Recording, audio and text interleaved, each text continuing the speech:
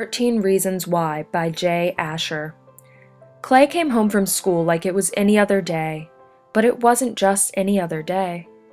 What he found on his porch would change his life forever. An unmarked brown paper bag wrapped with clear tape, no return address, no sender, just his name written in a hurried scribble, Clay Jensen. Inside was a shoebox filled with 7 loose audio tapes. But who listened to those anymore, he thought to himself and laughed.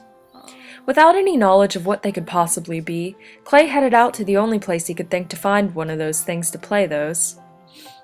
His parents' garage to use his dad's old, paint-covered stereo.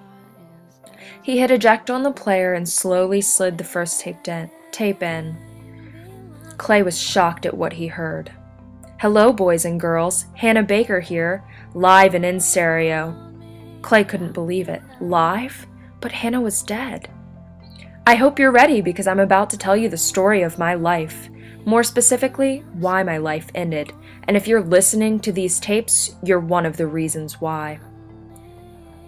Clay began to sweat and wonder if these tapes were some kind of twisted suicide note.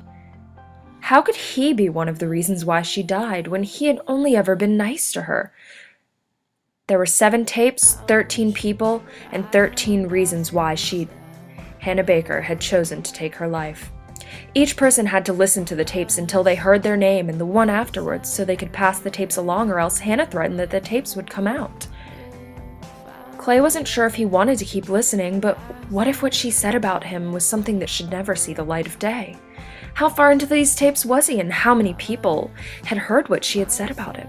The questions whirred away round in his mind, and he wasn't sure what to do. "I wish I'd never seen the box or the 7 tapes inside it. Hitting play the first time was easy, but this time it's one of the most frightening things I've ever done." But he pressed play and he couldn't put them down. As creepy as it was to listen to his classmate after she had died, he needed to know why she'd killed herself. Over the course of the next 24 hours, Clay listened to all of the tapes, going to places Hannah had been and sitting and hearing her voice. He could barely put them down as it filtrated through his headphones. As he heard her say, "A rumor started a reputation that other people believed in. And sometimes a rumor is just a snowball effect. A rumor is just the beginning." Discover the story of Hannah Baker's death right alongside Clay as he learns the names of the people on the tape, travels to spots on Hannah's map, and struggles to get through the tapes of his dead classmate. You can't stop the future. You can't rewind the past. The only way to learn the secret is to press play.